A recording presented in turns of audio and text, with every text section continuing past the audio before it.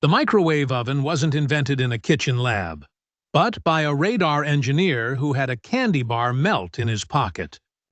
In 1945, Percy Spencer was testing a powerful vacuum tube called a magnetron for radar systems. He suddenly noticed the chocolate bar in his pocket had mysteriously turned into a gooey mess. Intrigued, he experimented. He pointed the magnetron at some popcorn kernels, and they instantly popped. Then at an egg, which famously exploded. He realized he'd discovered a revolutionary way to cook with high-frequency radio waves. The first commercial microwave oven was called the Radar Range, and it was as large as a refrigerator. All because a curious engineer investigated a melted snack